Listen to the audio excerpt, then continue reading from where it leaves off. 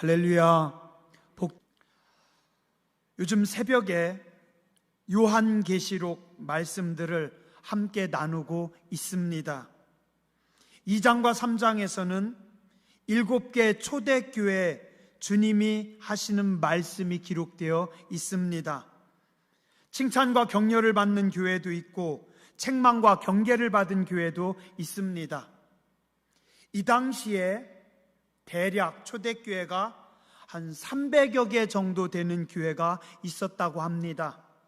물론 오늘날 우리의 교회들처럼 이렇게 큰 건물이 있고 사람들이 많이 모이는 교회가 아니라 거의 대다수 교회는 없고 성도들 2명, 3명 혹은 10명, 20명의 작은 사람들끼리 모여서 지하에서 어느 집 다락에서 산속에서 예배하는 예배처들, 교회들 300여 개 정도 있었고 그 교회들에게 주시는 말씀이기도 하고 또한 오늘 현대 교회와 성도들에게 주시는 말씀이기도 합니다. 사도 바울을 중심으로 그 동역자들과 제자들이 당시 소아시아 지역에 세웠던 교회들, 이 교회들을 우리는 초대교회라고 합니다. 이 초대교회, 특별히 요한계시록의 배경이 되는 지역은 소아시아 지역에 있는 교회들입니다.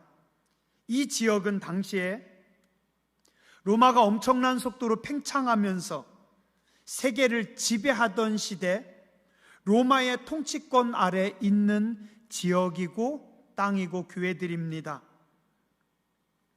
로마의 지배가 안 미치는 지역이 거의 없습니다.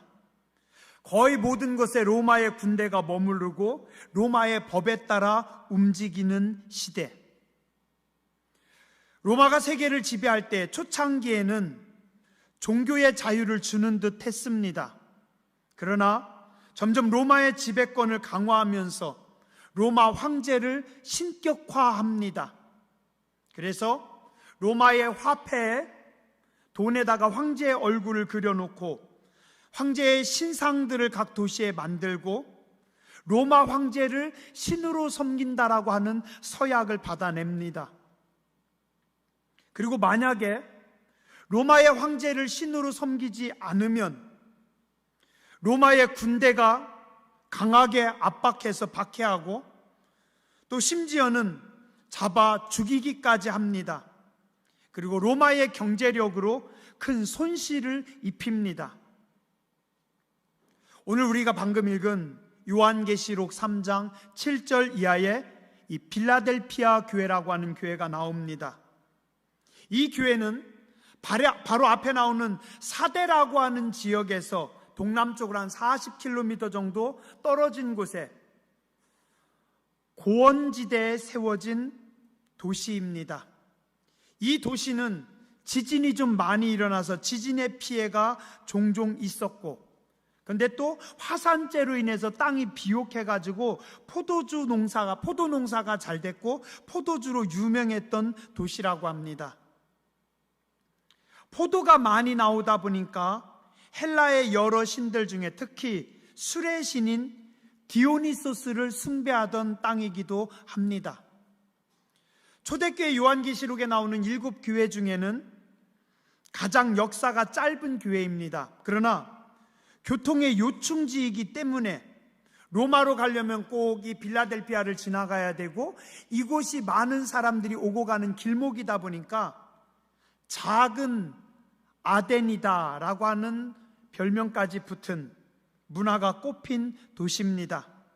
상당히 개방적이고 진취적이었고 그러다 보니까 복음도 더 빠르게 퍼져가고 세워졌던 땅입니다.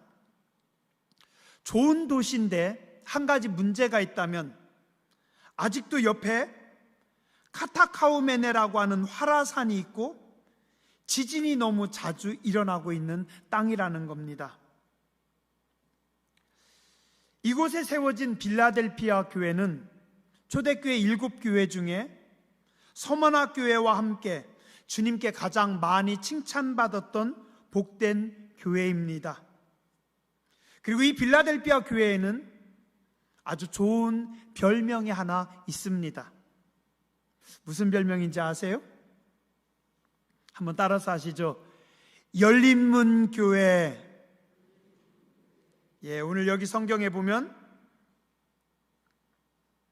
8절에 볼지어다 내가 네 앞에 열린 문을 두었으니, 그래서 이 빌라델피아라고 하는 교회는 또 다른 별명으로 열린문 교회다라고도 불리는 교회입니다. 만왕의 왕이신 예수님께서 문을 활짝 열어놓으신 교회, 이보다 더 큰 축복이 있을 수 있을까요?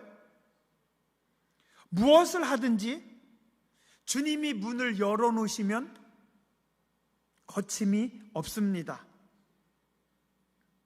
창세기에 보면 창세기 12장에 하나님께서 아브라함을 부르십니다. 부르시면서 뭐라고 하시냐면 고향, 본토, 친척, 너의 아비집을 떠나라. 그리고 내가 너에게 지시하는 땅으로 가라. 그러면 순종하는 너에게 너는 복이 될 것이고, 그리고 너는 복의 통로가 될 것이다.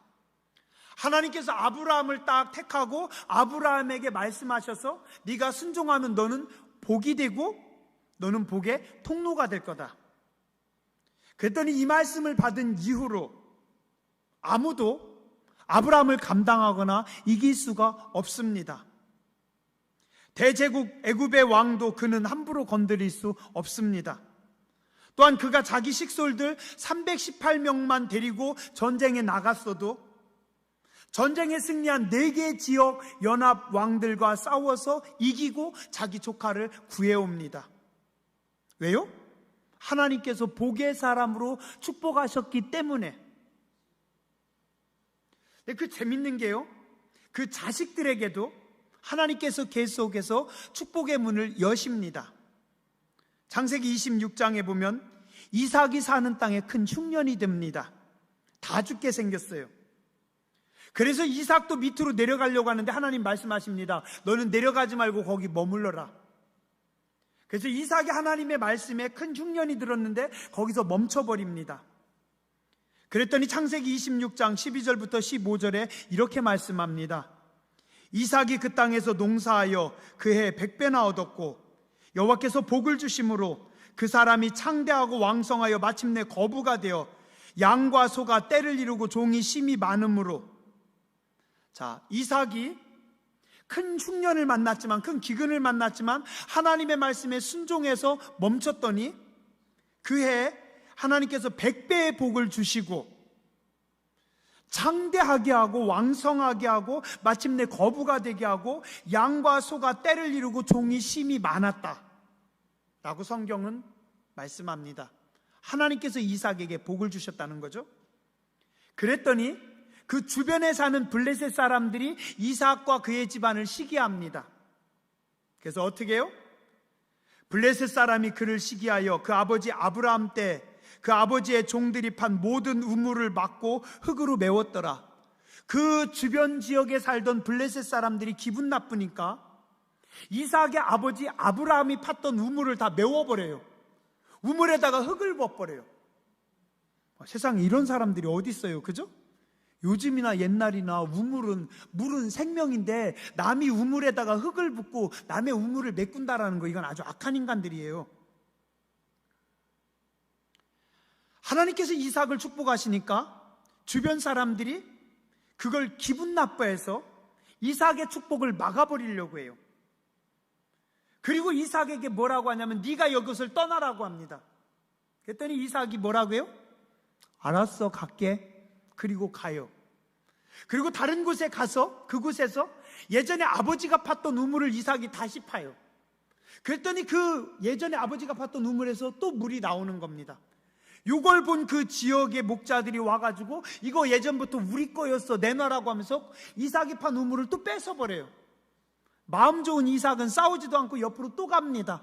그리고 그곳에 가서 우물을 또 파는데 거기서 우물이 또 나와요. 그랬더니 그 사람들이 와가지고 이 우물도 우리 땅이니까 우리 거라고 또 뺏어버려요. 뭐 이런 나쁜 인간들이 있어요?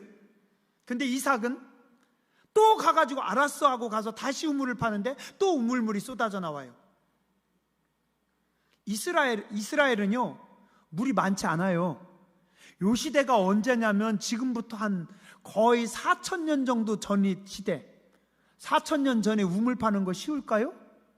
요즘도 기계로 대고 50m, 100m 뚫고 들어가야 물이 나오고, 어떤 땅은 뚫고 들어가도 물이 안 나오는데, 그 옛날에 철기도 없는데 그 땅을 파가지고 우물을 만든다라는 거 쉬운 게 아닌데, 이상하게 이삭은 땅을 파기만 하면 우물이 쏟아져 나오는 겁니다. 왜요? 하나님께서 축복의 문을 연 사람이기 때문입니다. 나중에 이 모습을 보고 그 주변에서 괴롭히던 사람들이 안 되겠다고 하고서 그랄의 지역에 있는 왕이 자기 혼자 가기는 힘드니까 그 옆에 연합군인 다른 왕을 불러가지고 두 왕이 이삭 앞에 와서 이야기를 해요. 뭐라고 하냐면, 야, 너는 하나님이 돕는 사람이구나. 하나님이 너와 함께하는 것을 우리가 봤다. 그러니까 이제부터는 너하고 우리하고 계약을 맺자. 어떤 계약이냐면, 우리도 너를 괴롭히지 않을 테니까 너도 우리를 괴롭히지 말아라. 뭐 이삭이 자기들 괴롭혔어요? 이삭은 아무 일을 안 했어요. 그냥 우물 팠다가 뺏으면 이쪽으로도 가고, 거기서 또 뺏기면 또 이쪽으로 가고, 이삭은 싸움을 안 하고 계속해서 피했는데 자기들이 시비를 걸더니 자기들 스스로 겁나가지고 이삭에게 와서 계약하자라고 이야기하고, 우리도 너 괴롭히지 않을 테니 너도 우리 괴롭히지 마라. 그리고 어떻게 했는지 아세요? 계약하고서 자기들이 먼저 그 땅을 떠나버립니다. 요게 하나님께서 축복의 문을 연 사람들의 특징입니다. 하나님께서 이삭에게 복의 문을 여니까 사람들이 아무리 닫으려고 하고 막으려고 해도 막을 수가 없는 사람입니다. 재밌는 거는요, 그 아들 때에도 똑같은 일들이 벌어집니다. 이삭의 아들 야곱이 아버지와 어머니를 떠나서 외삼촌 집에 들어갑니다. 그랬더니 이 못된 외삼촌이 약속을 여러 번 어기고 야곱을 계속해서 괴롭혀요.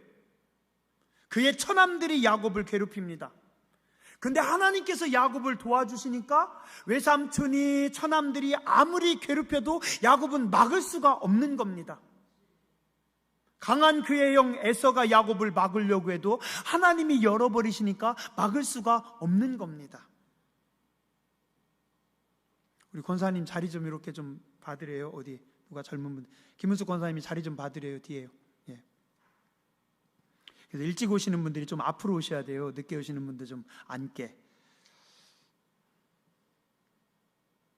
창세기 37장에 보면 요셉의 형님들이 요셉의 인생을 막아버립니다. 어린 동생 요셉을 죽이려고 하다가 그게 안 되니까 국제노예상에게 팔아버려요. 저 멀리 애굽의 노예로 팔려갑니다. 그런데 창세기 39장 2절과 3절에 보면 하나님께서 요셉과 함께 하심으로 그가 형통한 자가 되어 그의 주인이 하나님께서 그와 함께 하심을 보며 또 하나님께서 그의 범사에 형통하게 하심을 보았더라. 요셉의 형님들은 요셉의 인생을 죽이려고 하고 요셉을 막으려고 하고 요셉을 갖다 팔아버렸는데 누가 열어버리세요? 하나님이 열어버리십니다. 요셉에게 형통하게 하십니다. 그랬더니 요셉은 무엇을 해도 잘 되는 겁니다. 주인인 보디발이 보고 깨닫습니다. 나중에 보디발의 아내가 또 요셉에게 억울하게 누명을 씌워가지고 요셉을 감옥에다가 처박아 넣는데, 사람이 요셉의 인생을 막고 요셉을 감옥에다 처박아 넣어도 하나님이 여는 인생이니 요셉은 그 감옥에서 문을 열고 총리의 자리로 올라옵니다. 이게 믿음의 사람입니다.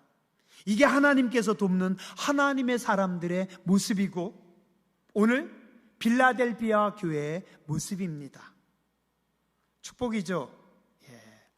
우리는요, 하나님께서 여는 인생들이 돼야 됩니다. 하나님께서 나를 돕는 인생, 하나님께서 문을 열어놓는 인생. 우리 교회도 그렇습니다. 우리 교회의 미래, 우리 교회의 전도의 문, 우리 교회의 축복의 문, 우리 교회의 생명의 문, 우리가 아무리 애써도 안 돼요. 그러나 하나님께서 우리 교회 문을 열어 놓으시면 교회가 열리고 되는 줄 믿습니다. 우리가 인생을 살다 보면 종종 우리는 닫힌 문을 볼 때가 많이 있습니다. 그때 우리는 실망하고 주저앉는 경우가 있는데, 실망하고 주저앉는 것이 아니라 주님이 열어주시기를 기도하는 겁니다. 그리고 기대하며 기다립니다. 그러면 잠시 후에 주님이 우리를 버리신 것이 아니라 우리 앞에 새롭게 주님께서 문을 여십니다.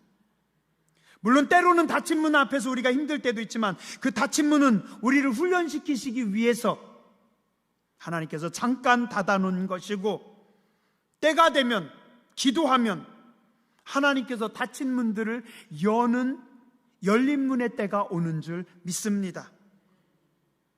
또한 기도하면서 우리는 내가 생각했던 문이 아니라 주님이 여시는 문, 내가 가고 싶은 곳으로 가는 것이 아니라 주님이 열어놓으시는 문으로 가는 성도가 되어야 합니다.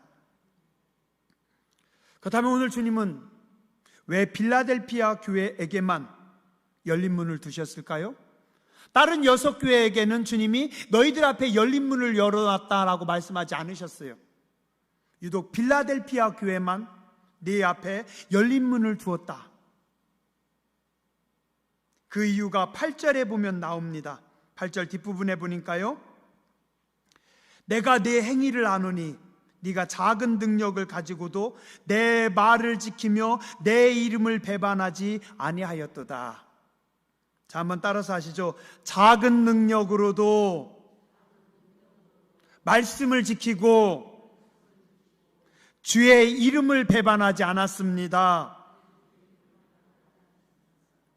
그게 빌라델피아 교회 앞에 열린 문이 열리는 축복의 비결이었습니다.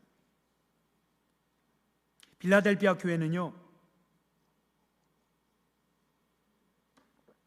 역사적으로 실제 아주 가난하게 살았대요. 빌라델피아 지역, 그 도시는 아주 풍요로운 도시였는데, 부자 동네였는데, 빌라델피아 교회와 성도들은 아주 가난했대요. 왜냐하면 이들은 복음 때문에 자기들에게 오는 여러 가지 혜택과 축복들을 받지 않고 그 복음 때문에 그냥 피해를 감수했다라는 겁니다. 이 당시 로마가 지배하는 시대였기 때문에 각 지역에는 상인 길드, 그 상인 연합체가 있었다고 해요. 이 상인들끼리 모여있는 연합체, 요즘으로 따지면 뭐 주식회사라든가 큰 회사들이겠죠? 이 회사들은 로마 국가가 관리하기 때문에 로마 황제에게 절하고 충성을 서약하는 사람들만 이 길드를, 이 회사를 세울 수 있고 운영할 수 있는 겁니다. 로마 황제를 신으로 숭배하고 절하는 사람들만 이 상인 연합회에 가입할 수 있고, 그들에게는 세금 혜택이 있고, 국가에서 하는 큰 국가 사업이라든가 군수 사업들이 그들에게 다 맡겨집니다. 그래서 그들은 금방 엄청난 부자들이 됩니다. 근데 기독교인들은 로마 황제를 신으로 섬길 수가 없기 때문에 길드에 가입을 하지 않습니다. 주변 상인들이 기독교인들을 회유합니다. 그냥 한 번만 로마 황제에게 절하면 돼. 그냥 한 번만 예수님 부인하면 돼. 니네가 그냥 한 번만 부인하고 길드에 가입하고 다음 주에 또 교회 가, 예배 드려, 신앙생활 해. 그러면 되잖아. 자, 그런데 이 빌라델피아 교회 성도들은 어느 정도였냐면, 우리는 단 한 번이라도 황제에게 머리를 숙인다거나 예수님의 이름을 부인할 수는 없습니다. 그래서 이들은 국가 공무원이라든가 아니면 큰 사업을 경영할 수가 없었고, 가난한 간의 수공업이라든가 아니면 막노동하는 일들만 하면서 살았던 겁니다. 그런데도 이들은 불평하지 않고 감사하면서 행복하게 복음을 지켰던 교회이고 성도였다라는 겁니다. 예전에 제가 보니까요,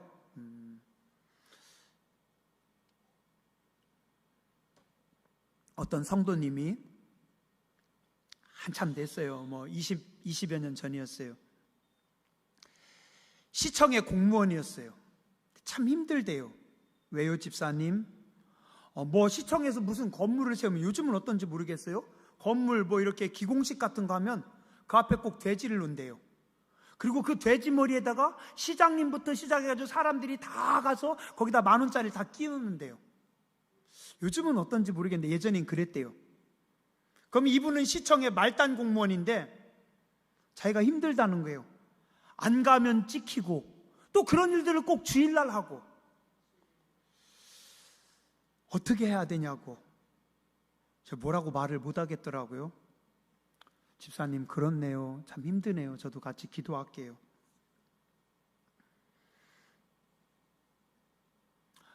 주일날 출근해야 되는 직장들, 어떻게 해요? 직장에서 잘리지 않으려면 어쩔 수 없는 거죠. 이 당시 필라델피아 교회 성도들은 주님의 이름을 지키기 위해서 몸부림쳤고, 그래서 차라리 가난을 선택했습니다. 공무원도 될 수 없고, 국가에서 운영하는 뭔가 거기 갈 수도 없고, 상인 길드에도 가입할 수 없고, 세상 사람들은, 주변 사람들은 가난하다고 무시하고 참 고집스럽게 미련하게 신앙생활 한다라고 손가락질 하는데, 그들에 대해서 오늘 주님은 말씀하십니다. 내가 내 행위를 아노니 네가 작은 능력을 가지고도 내 말을 지키며 내 이름을 배반하지 아니하였도다. 근데 더 놀라운 게 뭔지 아세요?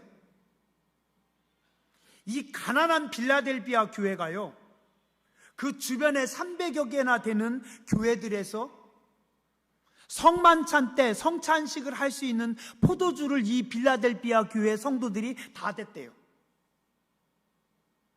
부자 교회도 아니고 돈 많은 성도도 없는데, 가난한 성도들이 자기들도 힘들게 살면서도 주변 교회들이 성만찬하는 그 성만찬을 우리 지역에서 나오는 가장 좋은 포도주로 우리가 준비해 줘야 되겠다. 먹고 살 것도 없는 사람들이 정성껏 포도주를 담아서, 요즘처럼 택배가 있어요, 아니면 교통이 좋아요, 산 넘고 물 건너 다른 많은 교회들에게 자기들이 힘들게 만들어 담은 그 포도주를 가지고 성만찬을 할 수 있도록 이 작은 빌라델비아 교회가 다 줬대요.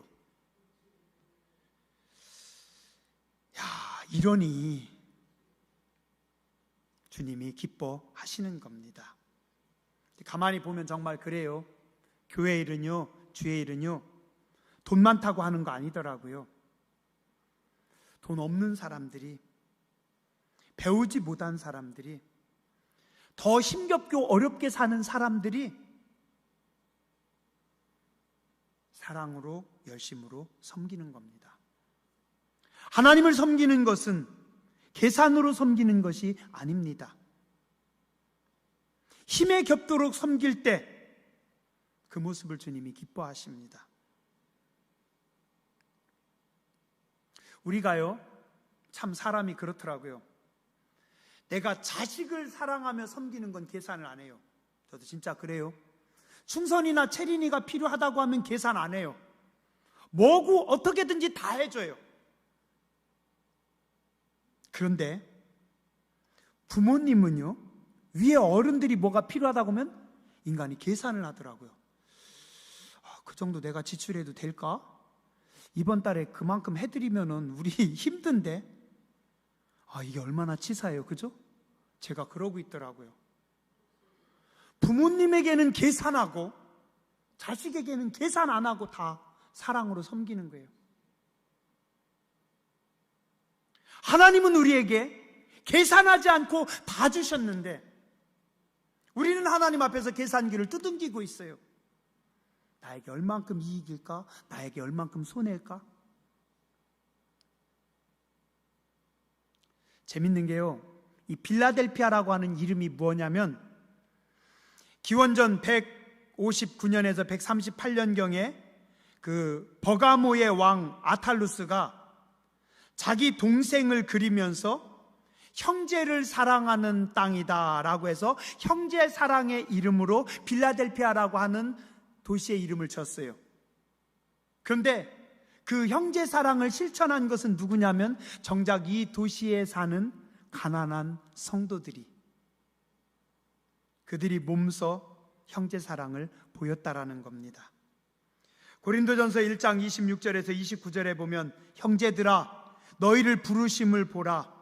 육체를 따라 지혜로운 자가 많지 아니하며 능한 자가 많지 아니하며 문벌 좋은 자가 많지 아니하도다. 그러나 하나님께서 세상에 미련한 것들을 택하사 지혜 있는 자들을 부끄럽게 하려 하시고 세상에 약한 자들을 택하사 강한 것들을 부끄럽게 하려 하시며 하나님께서 세상에 천한 것들과 멸시받는 것들과 없는 것들을 택하사 있는 것들을 폐하려 하시나니 이는 아무 육체도 하나님 앞에서 자랑하지 못하게 하려 하심이라. 저는 이 말씀이 참 은혜가 됩니다. 하나님은요, 돈 많은 사람들, 똑똑한 사람들, 능력 있는 사람들을 기뻐하는 것이 아니라 미련한 것들, 약한 자들, 천한 자들, 멸시받는 자들, 없는 자들, 그들을 통해서 하나님은 영광 받으신다라는 겁니다.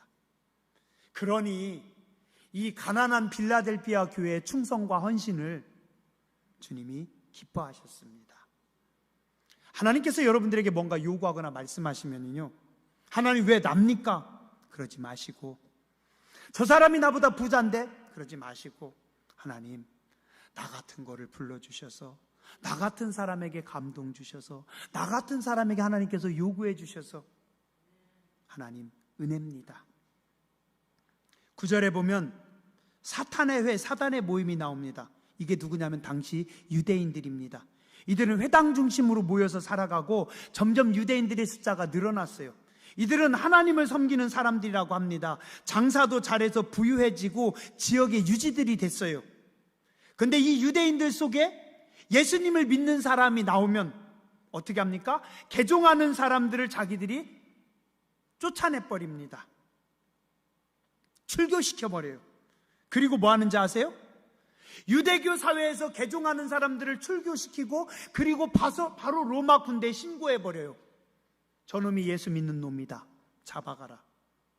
그래가지고 예수 믿는 사람들을 잡아다가 고문하고 죽입니다. 그러니 요한계시록에서 그 유대인들의 모임을 사탄의 회당이다, 사탄의 모임이다라고까지 말씀합니다. 근데 재밌는 게요, 9절에 보니까 주님께서 뭐라고 하시냐면 그들 중에 몇 명이 너희에게 무릎을 꿇을 것이다. 교회를 괴롭히는, 교회를 힘들게 하는 유대인들 중에 몇 명이 너희에게 절할 것이다. 정말 그렇게 됐대요. 처음에는 빌라델피아 교회를 박해하고 괴롭혔는데 그 유대인들 중에 지도자들 여러 명이 어떻게 하다 복음을 받아들이고 그들이 회심하고 그들이 뭐가 되냐면 선교사로 작정하고 오히려 나가서 선교사가 되고, 교회를 괴롭히던 사람들은 선교사가 돼서 복음을 전하고 교회는 그들을 위해서 기도하고 후원하는 그런 역사들이 나타났다라는 겁니다. 이게 뭐예요? 이게 하나님의 교회입니다. 하나님은 똑똑한 사람을 쓰시는 것이 아니라 작은 능력을 가지고도 순종하는 사람들, 그들을 통해서 하나님의 나라를 확장시키십니다. 10절에 보니 네가 인내의 말씀을 지켰으니 나도 너를 지키리라. 그리고 놀라운 게요, 이 소아시아 지역에 있던 300여 개 교회가 나중에는 다 문을 닫게 되는데요, 가장 마지막까지 존재했던 교회가 이 빌라델피아 교회라는 겁니다. 1900년대까지 거의 2000년을 교회를 지켰던, 복음을 지켰던 사람들이 이 빌라델피아 교회라는 겁니다. 마지막으로 한 말씀만 보고 마치도록 하겠습니다. 그리고 주님은 마지막 11절에 말씀합니다. 귀 있는 자는 성령이 교회들에게 하시는 말씀을 들을지어다. 귀가 있는 자들은 성령님께서 너희에게 하시는 말씀을 들을지어다. 여러분, 누구의 소리를 듣고 계십니까?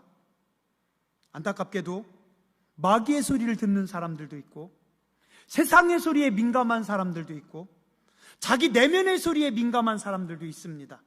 자기 경험의 소리를 따라가는 사람들도 있습니다. 성도들은 이것도 참 위험합니다. 나이 드신 어른들, 성도님들, 경험이 중요하기는 하지만 경험의 소리에 너무 매여 있다 보면 하나님께서 말씀하시거나 하나님께서 사용하실 공간이 없습니다. 왜냐하면 늘 내 경험대로 했기 때문에, 우리 교회는 이렇게 했어요, 우리 교회는 이렇게 해요, 우리 교회는 이렇게 해요, 나는 50년 동안 이렇게 신앙생활 했어요. 50년 아니라 100년, 1000년을 이렇게 신앙생활 했어도 성령님께서 말씀하시면 성령님께서 일하시는 대로, 성령님께서 원하시는 대로 움직이고 나아가는 게 하나님의 교회고 성도지, 인간의 경험, 인간의 생각 아닙니다. 하나님은 늘 새롭게 말씀하시고 하나님은 늘 새롭게 일하십니다. 과거의 성공, 과거의 영광 아니에요. 오늘 나에게 말씀하시는 하나님, 오늘 우리에게 말씀하시는 성령님, 그 성령님의 소리를 듣는 겁니다. 하늘의 소리를 듣는 겁니다. 말씀의 소리를 듣는 겁니다. 그리고 그 말씀에 순종하는 게 하나님의 백성들입니다. 우리는 세상 속에서 살아가기 때문에 세상의 법을 무시하지도 말아야 되지만, 세상의 법이 우리의 기준 아닙니다. 초대교회는 세상의 법은 황제에게 절하는 것이었고 예수의 이름은 버리는 거였습니다. 그러나 우리는 예수의 이름을 버릴 수가 없었기 때문에 법 위에 하나님의 말씀이고 그 위에 성령의 세미한 음성, 오늘도 말씀하시는 하나님의 음성, 오늘도 계시하시는 하나님의 계시가 그들의 삶이 되고 그들의 길이 됐다라는 겁니다. 오늘 한국 교회도요, 성령의 음성에 민감해야 됩니다. 주의 종들이나 성도님들이 깨어서 기도해야 되고, 말씀하시는 하나님의 음성을 들어야지. 우리의 경험, 우리의 생각, 우리의 계산 아닙니다. 세상의 소리 아닙니다. 우리의 기준은 하나님의 말씀이고 성령의 감동하심이고, 그때 하나님께서 우리 앞에, 여러분들 앞에 하늘의 문을 여시고 우리 교회를 열린 문의 교회로, 여러분의 삶을 열린 문의 삶으로 바꿔주실 줄 믿습니다. 기도하겠습니다.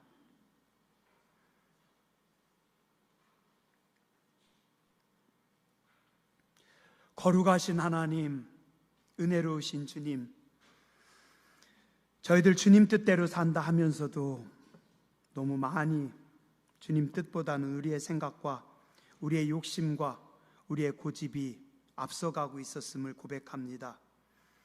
우리의 부끄러움을 용서하여 주시옵소서. 빌라델피아 교회는 여러 가지 어렵고 힘든 환경 속에서도 믿음을 지켰습니다. 복음을 지켰습니다. 예수의 거룩한 이름을 지켰습니다. 오늘 우리도 말세지 말에 깨어있는 교회와 성도들이 되게 하여 주시고, 성령의 세미한 음성을 따라 나아가게 하여 주시고, 말씀하시는 주의 말씀을 따라 움직이는 교회와 성도들이 되게 하여 주시옵소서. 한국교회 위에, 고대 제1교회 위에, 주의 성도들 위에 하늘의 문을 열어 주시옵소서. 복의 문을 열어 주시옵소서. 생명의 문을 열어 주시옵소서. 전도의 문을 열어 주시옵소서. 은혜의 문을 열어 주시옵소서. 거룩하신 주님, 예수님 이름으로 간절히 기도드렸습니다. 아멘.